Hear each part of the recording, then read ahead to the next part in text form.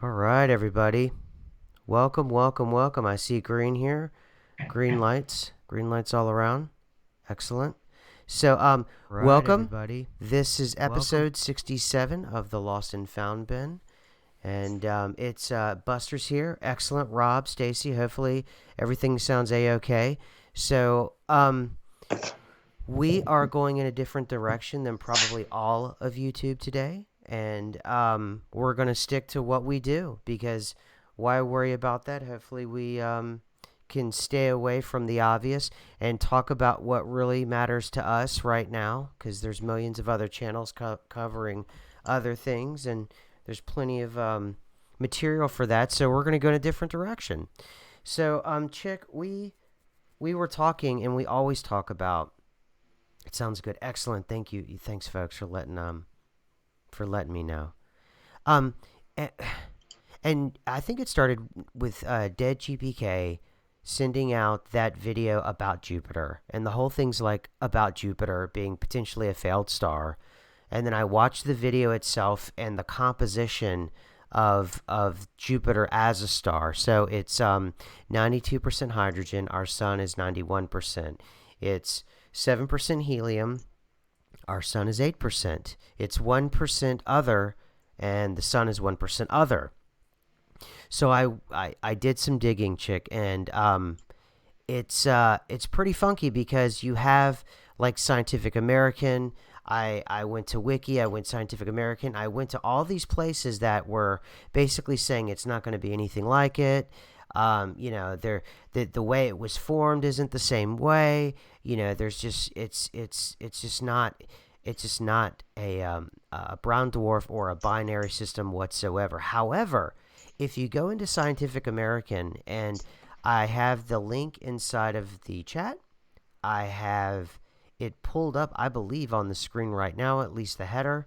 Yes, perfect.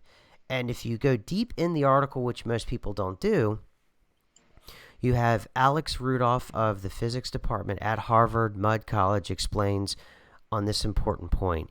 Quote, Jupiter is called a failed star because it is made of the same elements, hydrogen and helium, as the sun, but it is not massive enough to have the internal pressure and temperature necessary to cause hydrogen to fuse to helium.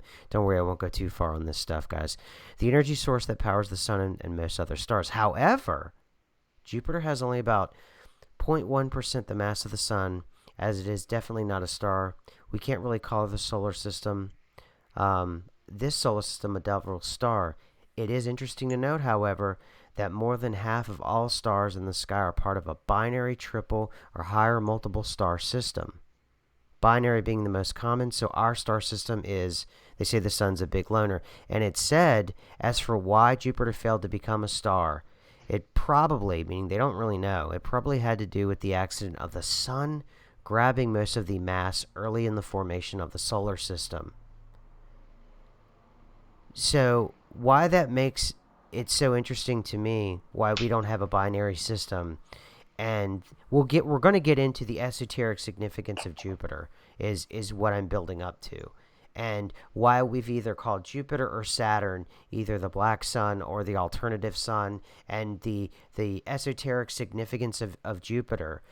We'll get into all those things, but once again, in Mandela world, we see just this idea suddenly being raised out of nowhere, and it suddenly just cascades in no matter where you're at. This information about Jupiter, how we slammed satellites into Jupiter, new articles coming out like to protect the potential alien life, NASA will destroy its $1 billion Jupiter spacecraft, and they slammed it into Jupiter. And I don't know, Chick, it just there's a lot. The wave seems to be the flavor of the week seems to be in ME world. It seems to be Jupiter this week. What do you think? I agree. It seemed to be that very soon after we had the last bout of like really big Schumann resonance activity, there seemed to be more and more strange just articles and tweets and all kinds of things coming up about Jupiter. And it's not something that I've never really focused on Jupiter. I mean, I knew it was a planet. I knew it had you know, kind of an exoteric and esoteric meaning. Like it had been also kind of worshipped or personified in the past. Like I knew all those kind of things, but I never went any further with it. Mm-hmm. And I just thought it was really interesting that one of the first things that caught my eye was that it is not orbiting the sun, and then Mm-hmm. which is something that I had never heard before. Yeah, and to pick up on that, the big news that actually came out this week, everybody, and the strangeness that came out, and I'm glad she brought that up because I there's so much out here about Jupiter. What we found and what Dead GPK was talking about here is not only that it's potentially, and here's the tweet. I'll put it out in the chat for you guys to check out because the video is called "Is Jupiter a Failed Star?" and that's really super important to pay attention to, and it's an interesting video. It's very good video. But the news that was out there, and I'm glad she brought this up, and I'll go ahead and Google this in real time. The news was that Jupiter suddenly, out of nowhere, talk about Mandela world, is no longer it's not circling our sun. What I don't get it. Here Jupiter doesn't orbit the sun. As soon as I typed in Jupiter doesn't, it says here, not exactly. And it's the first thing why Jupiter doesn't orbit the sun from the Business Insider. And they actually have it at the top. Forget what you heard. Jupiter does not orbit the sun. Man, chick, I should have led with this. I'm going to put this in the chat for everybody. This is like Mandela effect on steroids. And it explains why. Jupiter, nope. It's in our solar system in terms of proximity, but it doesn't. So it says here, Jupiter, the fifth planet from the sun, giant gas and subject of the Juno mission, is huge. Huge. It's so huge, in fact, that it doesn't actually orbit the sun. You want to talk about a Mandela effect on steroids. Not exactly. With 2 times the mass of all the other planets in the solar system combined, it's big enough that the center of gravity between Jupiter and the sun doesn't actually reside inside the sun, rather at a point in space just above the sun's surface. And then they go on to how that works, and that's all important and well and good. But you want to talk about, and what I love is the retrocausality. The actual date of this is July 19th of 2016.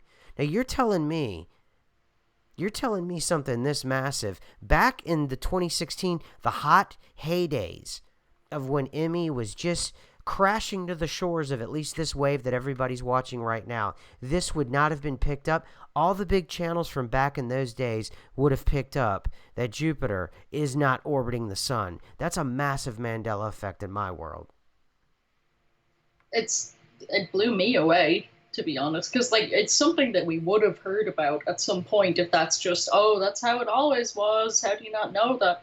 I mean, at some point someone would have said it's a gas giant, and also it's so massive, and the force it wields is so massive that it doesn't actually orbit the sun. It's kind of like the sun and Jupiter are orbiting each other in a strange way. And that's what the definition of this basically says, is that they're almost, if you read the article, it just kind of reminds me of them kind of saying, I don't want to admit it, but I'll go ahead and admit that this is a binary star. And I don't want to admit it, but I got to admit it. It's a binary star here. So I'm going to go ahead and go with that. And we're going to just, we're going to sweep this under the table. I'm going to see if I can add, and this is I'm going to take a big chance live here, but I want you guys to see this. So there we are. Hopefully you guys can see that on your screen and it doesn't blow your ears out. But there it is.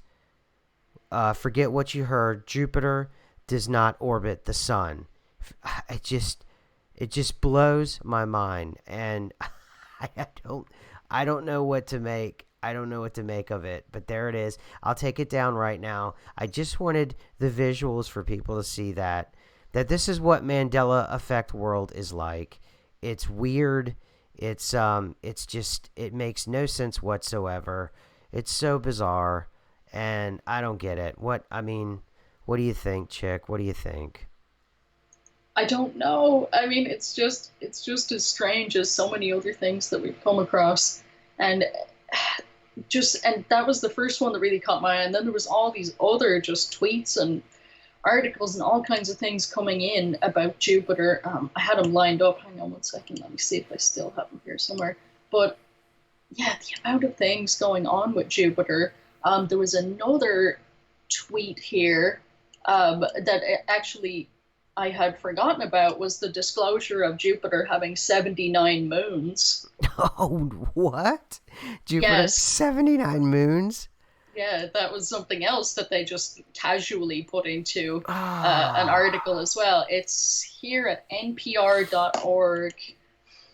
Jupiter has 79 moons just for some reason, you know? Oh, gosh. So I'm So, going to tweet that, or sorry, I'm going to share that link there in case anybody wants to see it. yeah, throw There it in the you are. chat. Yeah, throw it in the chat, and we'll have that for all the world later on hearing and whatever. I mean, it's things like this that really matter. That Jupiter doesn't orbit the sun, the moon is in Earth's atmosphere, and the point being is that at some point, science as a political movement, science as a mechanism to obtain power and money. There's some point that and then math not matching. Math is no longer matching. We did the if you're new to the channel or you missed last week's or the last couple episodes, we talked about simple arithmetic, simple algebra, just simple math. It's no longer different calculators. They're just not they're just not working in terms of them having a consistent result. Mandela world is just getting weirder and weirder. And the thing about these Mandela effects, they're a bit more sophisticated now in terms of it's not just movie references, and that's kind of the next level up. And then, what do they mean? Because I think that there's a deeper meaning to all of these things, Chick. Particularly, it's almost as if Jupiter itself has now, in a metaphoric or an allegory way, allegorical way, it's broken away from this system we have here, this solar system. Jupiter itself now has reclaimed its autonomy, its agency. That's what I see about this.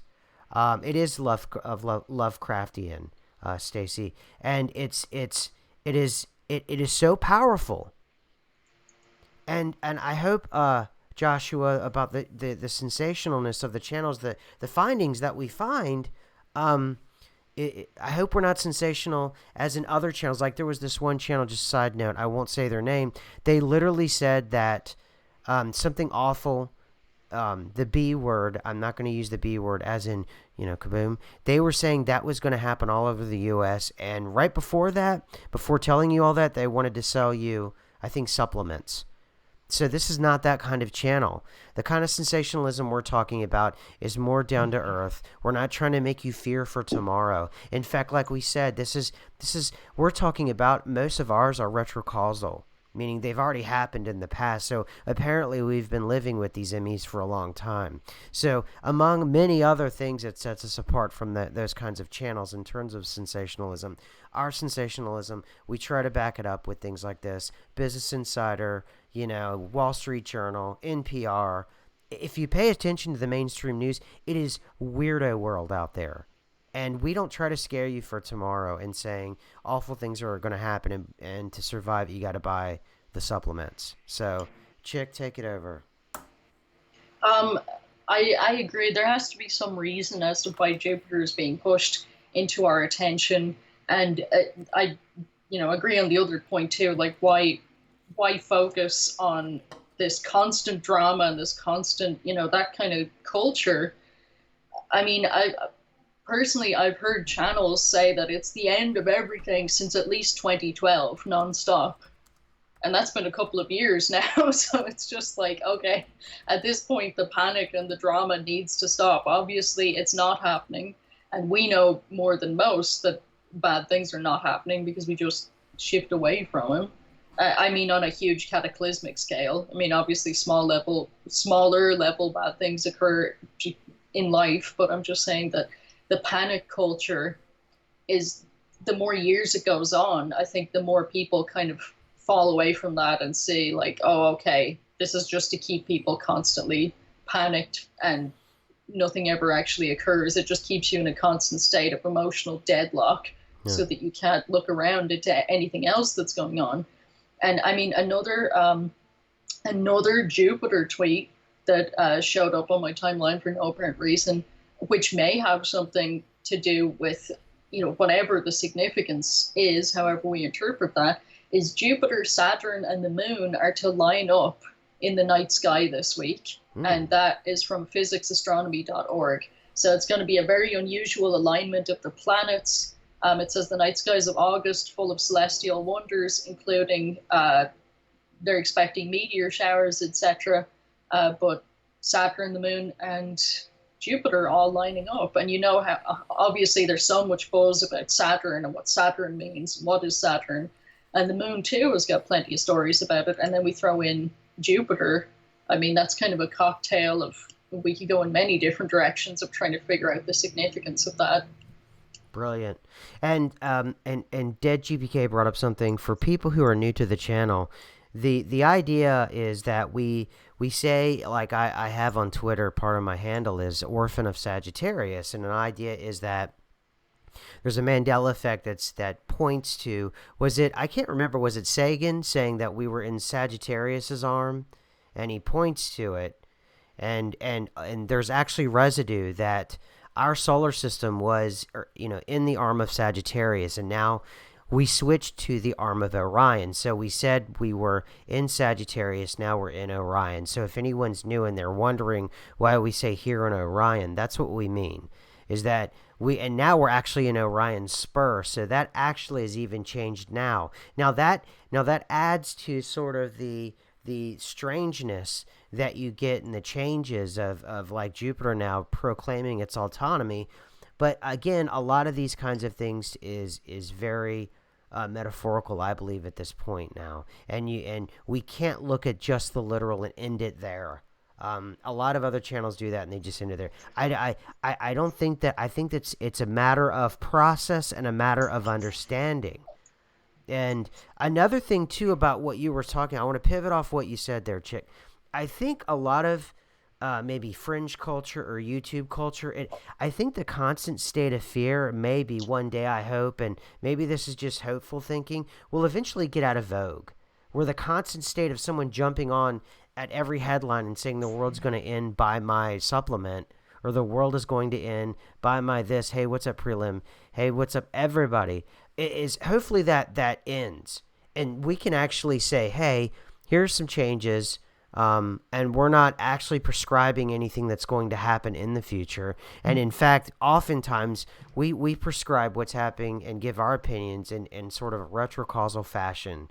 So we do absolutely literally the opposite thing of all the other channels.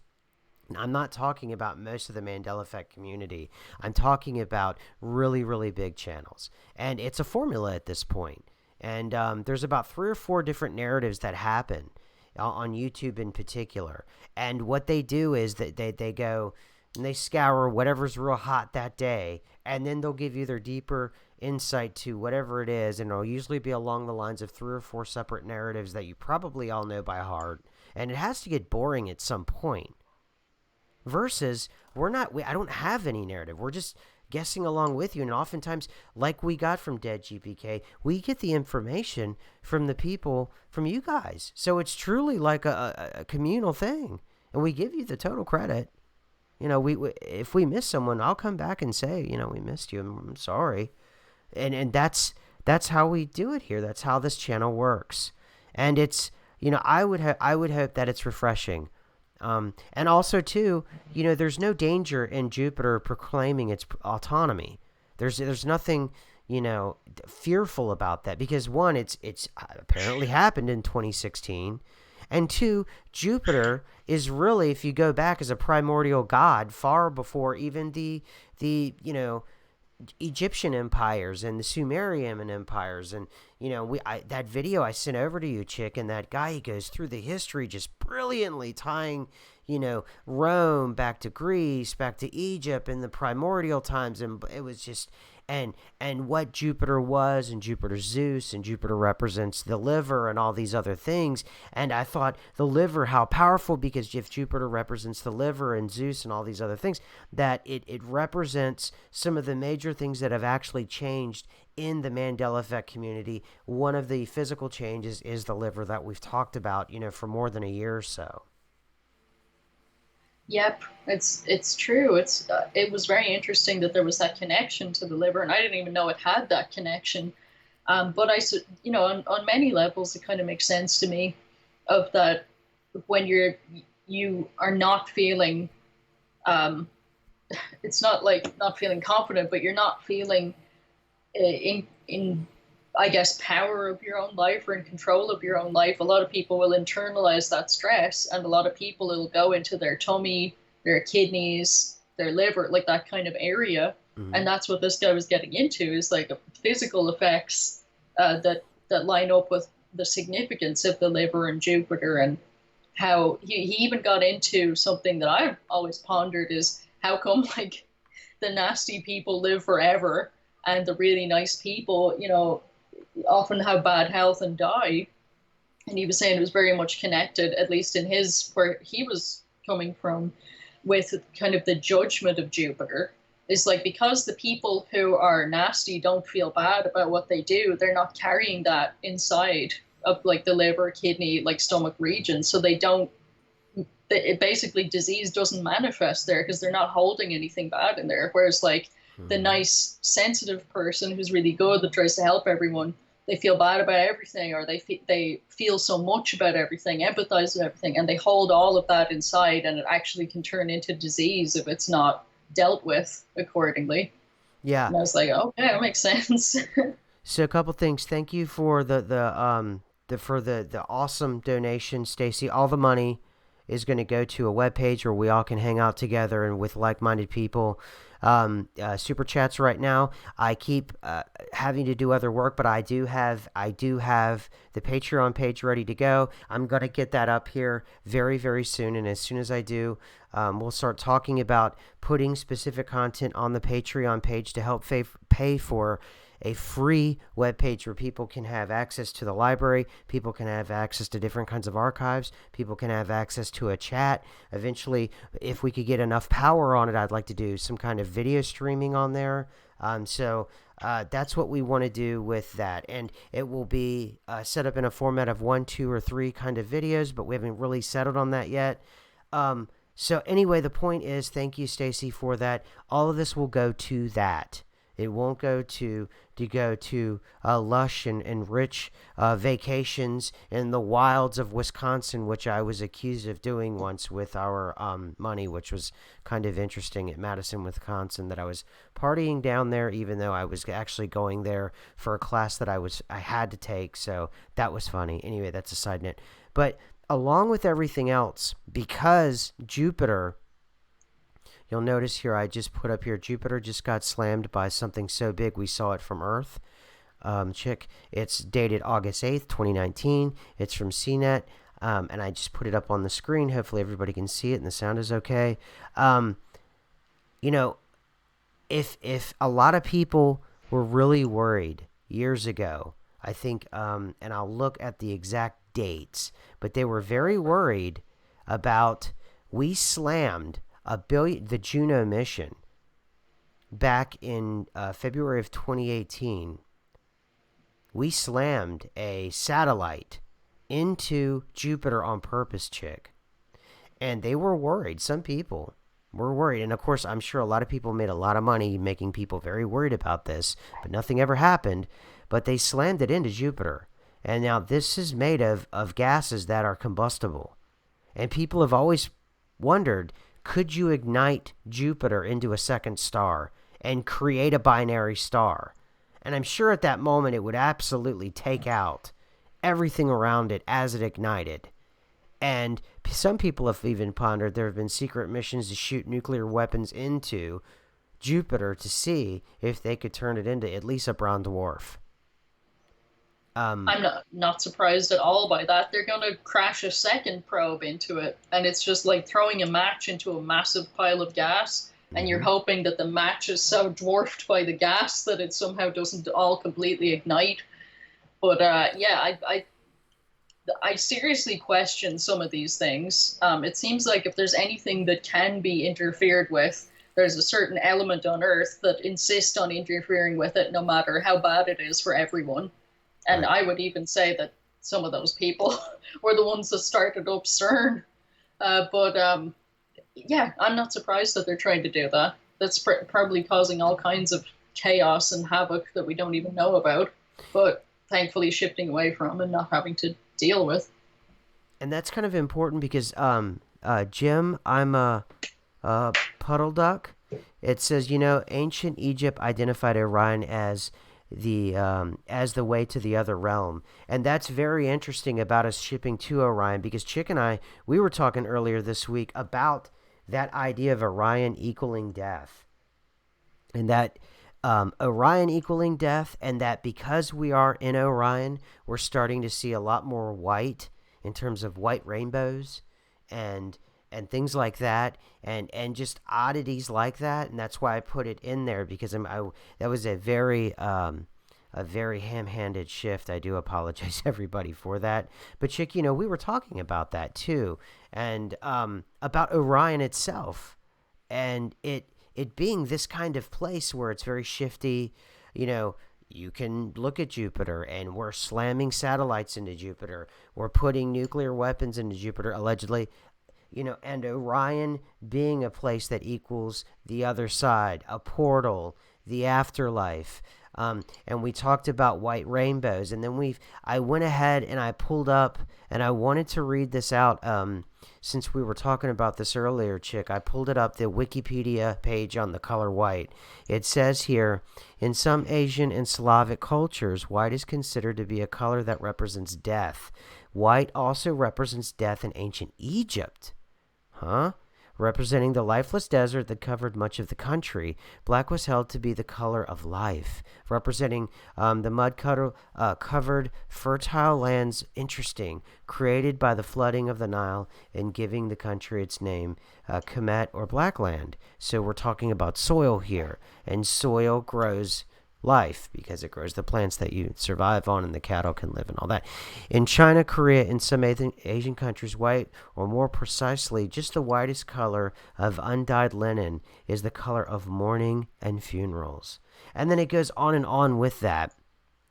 And I was just thinking about that with the white rainbow showing up, with Orion itself. And I'm trying to remember specifically the reference of Orion equaling death, too. Do you remember specifically where that came from? Because we were talking about that. Yeah, so it was, for a long time we wondered like what could Orion signify? What's the reason? Why would you even be here? Mm-hmm. And there must be a reason for that. And just randomly, again on the old Twitter feed, there was this thread where this guy, Freighter IAO, was getting retweeted because there was some kind of competition on or something. But anyways, for whatever reason, I saw his thread and he went into kind of like the journey of the soul and how different aspects of that journey were like signified by different things, and that Orion was not the end of that journey, but it almost seemed like the forging in fire, or like the low point before a soul like truly like rises and comes into their own. So he was saying, and it kind of ties in with the Fool card, like that you were talking about, because he in his where he's coming from, he's saying that Orion is not just death, but it's also the blind initiate or the blinded soul, like you're blindfolded, Mm-hmm. and the darkness of the sun is also put in there. The will of the white sun, weakened, humiliated, defeated. That death is like basically that Orion is just this really low point that really sucks, and I'm sure all of us have already figured that part out, but that it seems to be actually an important part of the journey for the soul. Now, the larger ramifications of that, we're still trying to figure out. But if we could just get an answer for why, at least that would be of some comfort, because there's like no instruction manual with this situation.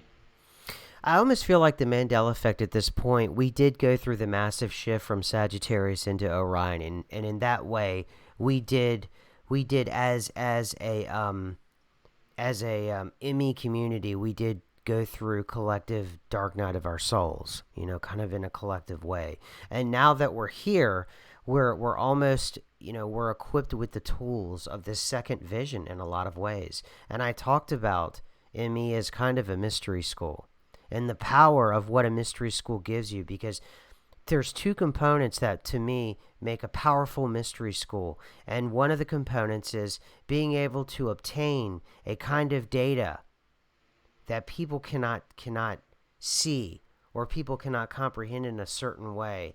And then a second part of that first part would be to assemble that data in a coherent narrative that's actually making sense. The only thing we're actually missing now that most traditional mystery schools usually offer is some kind of path to either enlightenment, into the light, redemption, something like that. What does that all mean? We have yet to decode all of that, but certainly I think as MEs we all understand now, and we're beginning to get the light. And and people are saying, I'm reading in the chat now about the humiliation and being beaten down and all of those things, and understanding that and what Orion actually means, and it's just it's incredibly powerful that we have all of those components together, and that's what we're talking about with the Mandela effect. And in a lot of ways, Jupiter declaring in a retrocausal fashion is twofold. It's no longer part of the solar system, literally, and yet it's a threat in another way. It's almost as if it's breaking off now to become its own sun. And in some way, human beings could eventually be the instrument for Jupiter to ignite itself as it pushes away, because it's no longer in our orbit. So there could be a time when, if Jupiter is no longer in the orbit, Jupiter now has its own orbit, it has 79 of its own moons. If it is ignited by us, was the entire purpose of this consciousness that we call humanity, was there just to ignite Jupiter. And in an allegorical or a metaphorical way, we've ignited an old god, a primordial force, and we've sent it to life. And those of us here that are MEs, all we're here to do is bear witness to that. And in some way, this will be, like the ancient cave drawings that tells us of all of these gods and everything that are inside of these tombs from primordial or even before that. And we don't know what it means. And yet someone may find, somehow, part of a server somewhere. And they may have, the technology may be so powerful when they have that dual sun. And they'll be able to plug it in and figure it out. And they're saying Jupiter wasn't a sun. And what this has to be, this has got to be a myth. We've always had a dual sun. This has always been a binary system. Or we've always had a solar system that's close to this system. And that the Mandela effect did have a purpose and a meaning. And it's finally exploded and became something. And though we're gone, something else has taken its place that can actually plug in a thumb drive or a burnt out piece of, how we discover all of these weird, almost like ancient electronics that don't make any sense. Or, like I said, there could be a time where something like this, we've talked about things like Jupiter, which represents Zeus in certain cultures, and before that, and we think about it as, a metaphor, allegory, all of those things, and yet, maybe they'll think about us as that, as a metaphor, as an allegory. Like, there weren't these things called people. Like, we think of Atlantis. They didn't live on this Earth thing, and that's so bizarre and weird. And here they are circling one. They're in the Goldilocks of one of those 77 or 79 moons, chick. Millions of years from now. That's it's just so strange. ME is weird. It makes you think really weird things. So weird. I mean, the 79 moons, doesn't it just sound preposterous? Even though this, we know the size of Jupiter is enormous, everything else, but just some of the headlines you get are just so preposterous. And it makes me feel like this whole thing has to be a lesson for the soul.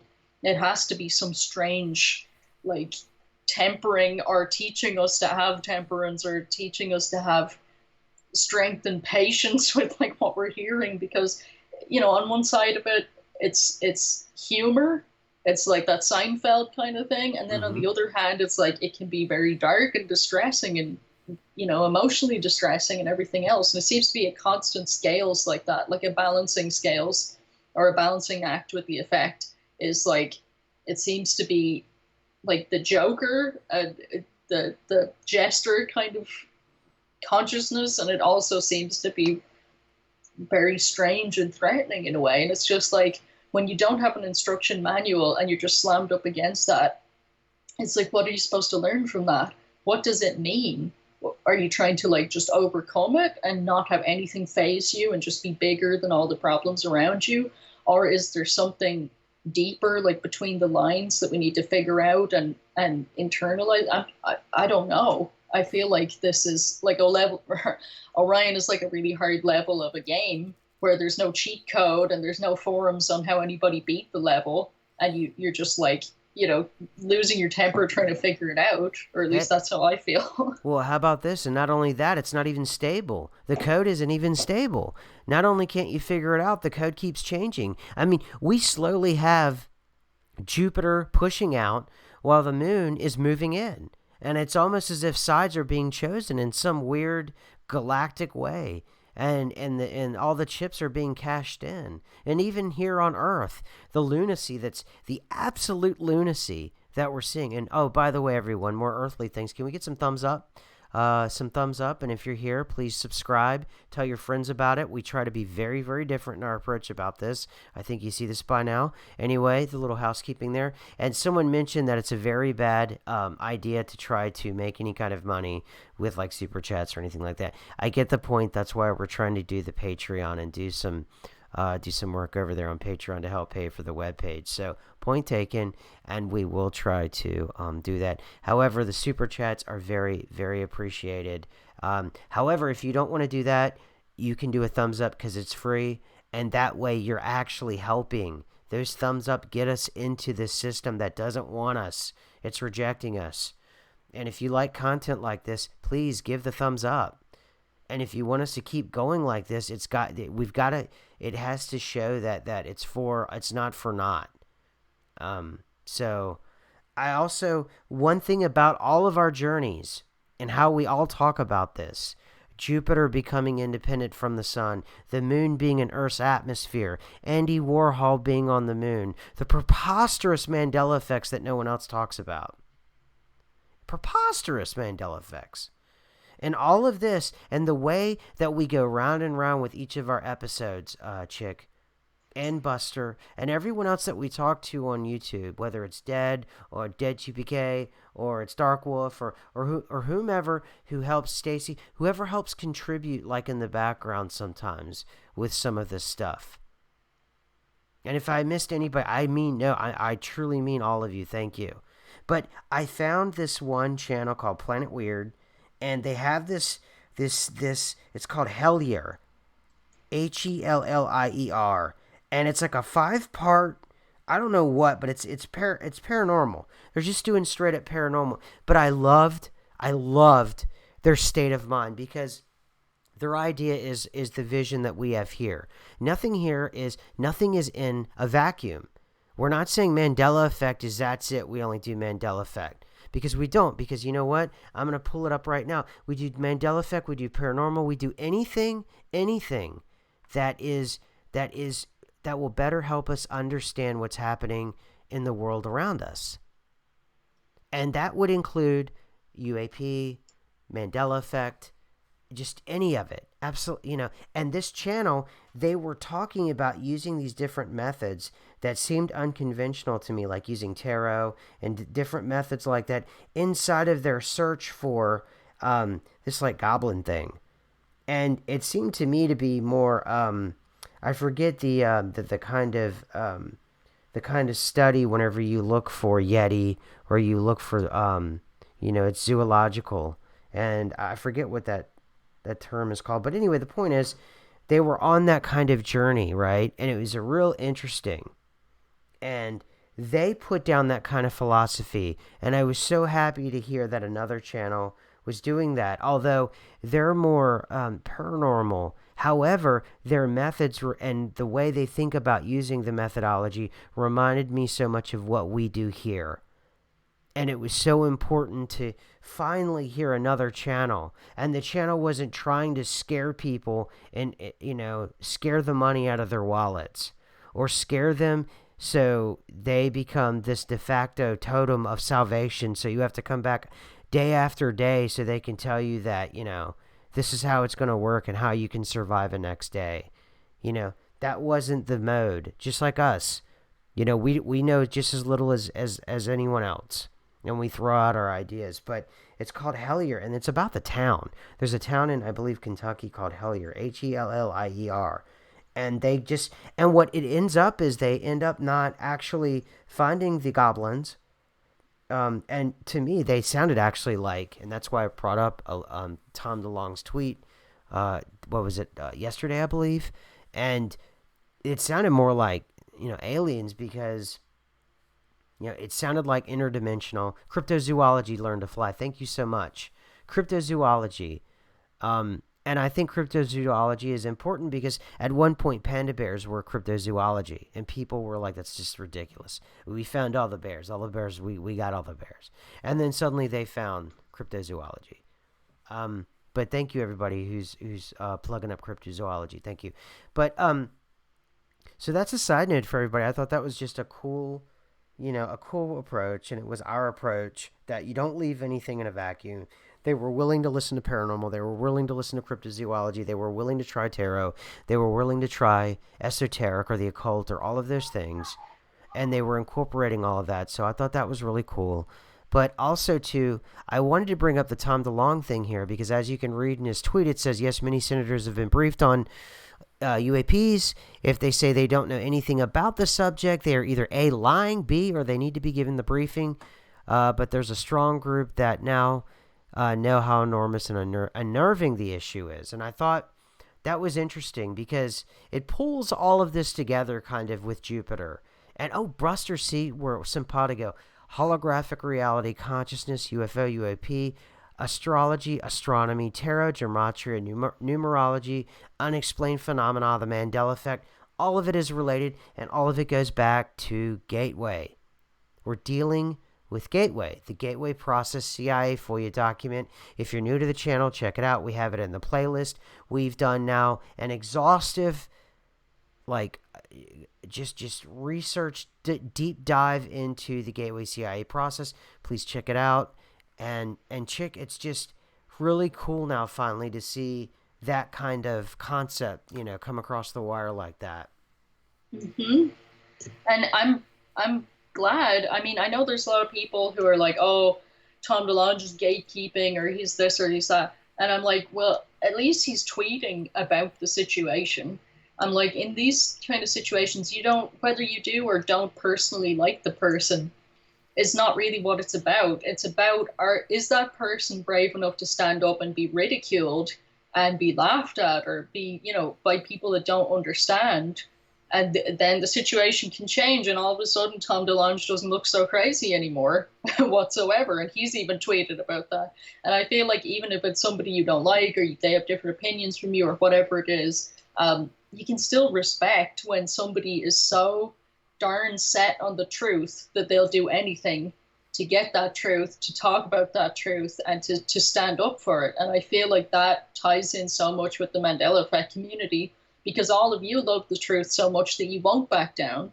And everyone around you is saying, oh no, you just remember wrong. Oh no, you just don't know what you're talking about. But you know what you're talking about, and you know it's true, and it's like the backbone of this community. And I feel like I don't talk about that enough, is that you should realize how important that is and how you're not falling into a world of lies. Like, you're willing to be that 1 out of 100 or 1 out of a million people that is actually interested in the truth.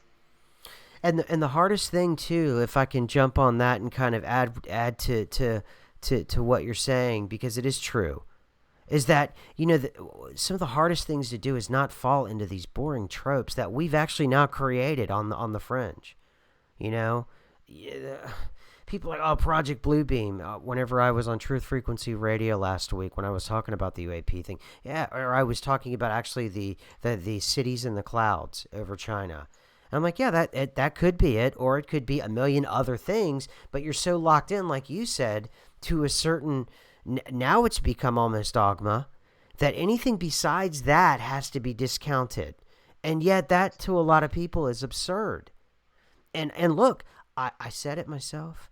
I would be the first to be incredibly happy to see Project Bluebeam CIA FOIA documents or DIA, DOD, whatever. Give me an alphabet. I'd be the first to say, okay, we have the documentation. Just like somebody was trying to tell me that someone else had a criminal record. I'm not even going to bring it up because I don't want to stir it up anymore. I'm like, prove it. I know the mainstream fringe narrative out there and the dogma, because everybody's so dogmatic into these camps, is that this person was accused of XYZ, and yet I've never seen any papers on it. Like anything at all, any kind of, and that's not what we're doing. We're relying on real documentation. We're relying on real.gov. I want to see something from the National Archives. I want to see patents. And someone gave me some advice. I need to tell you off air, chick, about patents and a better way to filter patents, and we're just getting these kinds of advice from mainstream journalists now that advise me off air. We've got doctors, clinicians off air. I've brought a doctor on. Are you into those kinds of things? He was an Harvard educated doctor. All of those things. And the reason why is that breaking down those kinds of dogmas, and eventually, like you're saying, Chick, you got to draw the line in the sand, like we say. If Tom DeLonge is a disinfo agent, you got to prove it, because you're making a statement. So prove it. And if not, at least something. Whoa, you okay, Chick? Yeah, I'm okay. Whoa, that was noisy. Woo. Sorry. No worries. I was like, oh God, did they get you? No, but Nobody got me. Sorry that I was trying to get my computer to not fall over, and I think I must have hit the microphone with my thumb. So if I ruined your ears, I'm very, very sorry. I didn't mean to. Oh my gosh, I still feel bad when I did that. No worries at all. I still felt bad. I'm still trying to learn the software. I totally blew people's ears out. I listened to it myself, and I was like, and I knew to turn it down, and I felt bad, so I did it. And I'm still learning the desktop audio too, and I'm playing around actually with Chick's. I turned her desktop audio down and now back up. So let me know if that's not right, folks, because again, this the people are laughing. Chick is down now. That's why I was like, "Are you okay? Did they get us? Are they? Am I next?" We were talking about Tom DeLonge, and then suddenly everything went black. The broadcast, nobody knew what was going on. Well, I don't know, man. All I know is I'm paranoid enough that I have this weird black cat that won't leave me alone now, and I've sent you a picture of the guy. Every time I walk out the door, he's there screaming at me. And it's like, I gave him some water, he drank it once, and then he was like, ah. I gave him some cat food, he's like, ah. So it's like he just wants me to pet him and rub his belly, and it's like, I'll try to actually go to work, and I have to stop the car and look under it and look around to make sure he's not under the car, and it's just become this thing. And it's just things like that are starting to make me, it's absurd things when you actually say it out loud, but you're like, this is so weird. And now that I'm saying it out loud, I'm like, this is not weird at all. It's a cat that's, for some reason, has adopted me. Because cats, they have staff as the joke, and they actually adopt you. You don't adopt them, and the whole whatever. Anyway, I forgot what we were talking about. It was actually kind of funny just now, so. I feel like cats do have staff, but they choose their staff. Mm-hmm. It can't be just anybody. Mm-mm. They do have preferences. Mm-hmm. So, if you're a cat person and you're chosen, you're going to feel happy, you're going to feel good. And, if you're not a cat person and you're equally rejected, then, what's wrong with you for not being a cat person in the first place? But I mean, I don't know. Some people are freaked out by cats, and I think maybe it's because there's such a strange mixture of the cute little furry mammal with the big reptile eyes on them, and it's Mm-hmm. just something that's like not talked about. It's like these are not like mammal eye, like, you know what I mean? But again, Mm-hmm. I think that there's a lot of like hidden things going on even in biology. Just like we are not straight up mammals, we have a reptilian cortex in the brain. The left and right parts of the brain work so differently that they're not even the same brain. So you have about three brains in your head with several other components and compartments and things that, you know, that do all of these things. And it's amazing that you can get in sync enough to be doing anything proficiently.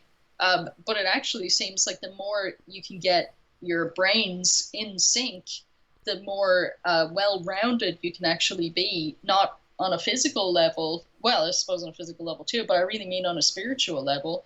Now, I think that's something that the Mandela effect has been kind of, to some people at least, opening their eyes to, because they're more aware, I suppose, since the body changes of their body and of how much it's changing with shifts, and how you feel really creaky and just, you know, destroyed one day, and then Mm-hmm. another day you feel really energized, and it's not normal. Like, it happens at the same time to massive amounts of people that you don't know and you've never talked to. It's not something that you could organize if you tried. So I feel like that's another part that we don't really understand. And I feel like that could actually be something to do with the astral levels. And there's so many people talking about how, in some instances, the astral world and the physical world are becoming one, and Mm-hmm. things are becoming very fluid. And you know, people are just kind of walking in and out of different timelines. And you might even, you know, see this and lose sight of them. And you probably think it's a ghost because you're programmed by Hollywood. But actually,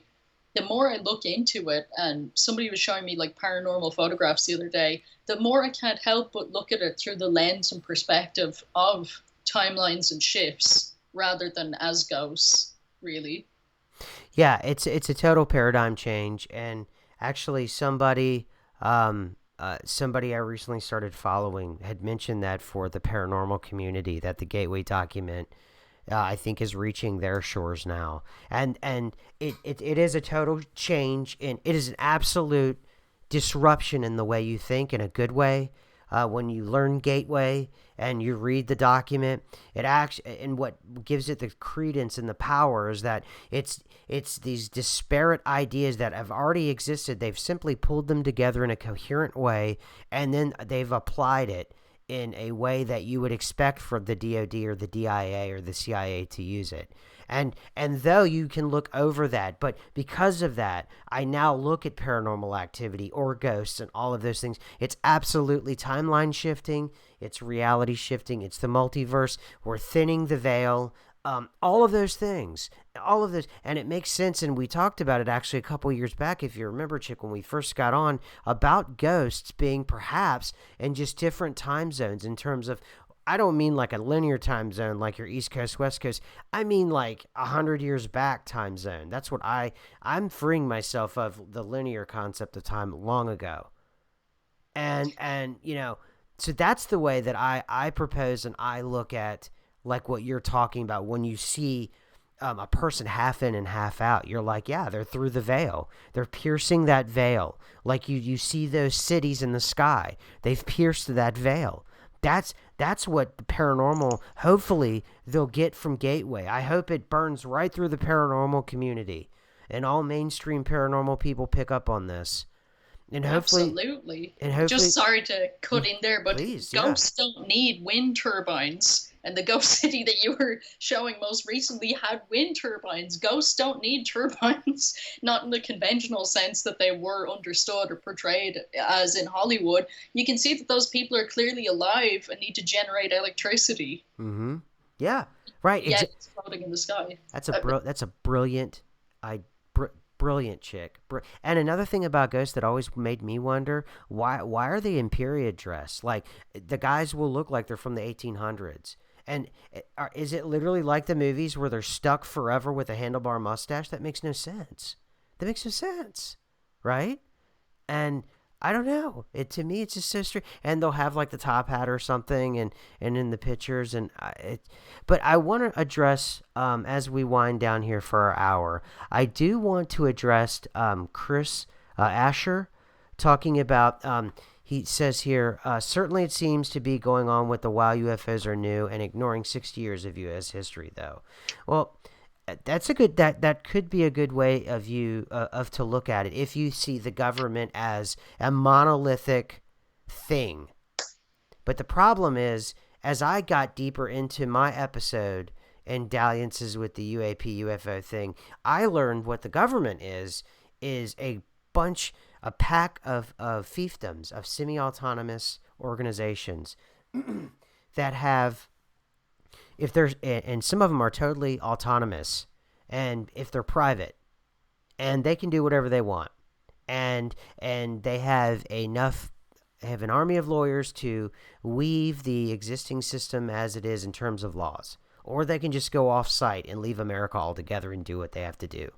So America may be to keep them here and to persuade them to stay on American soil will certainly, I don't know how you want to put it, but they would ask them to please stay here, and maybe they'll look the other way. I don't know how that works. I'm kind of guessing. But the point about it is there is no consistent U.S. government. We have bureaucrats that are consistent. We've got K Street that's consistent. But every 2 years you have different congressmen potentially. Every 6 you have different senators. And every 4 to 8 you have a different president. And because of that, the U.S. government now reflects nothing of the U.S. government 50 years ago or 100 years ago, or for better or for worse. For better if you think for progression, for worse if you want consistency, because that's what you're asking for, and that's why you're frustrated, Chris. You want a consistency of paying for the 60 years of lies. But the problem is, if you're a CIA clandestine agent or an FBI person that just discovered UFOs, and you literally just discovered it, and they've finally revealed the big thing, and the thing's floating there, and it's going wom wom wom, and you're like, oh my gosh, here it is. You've just discovered it. You're not going to take on the 60 years of whatever they did beforehand, because you're just a person, and this is just a job anyway.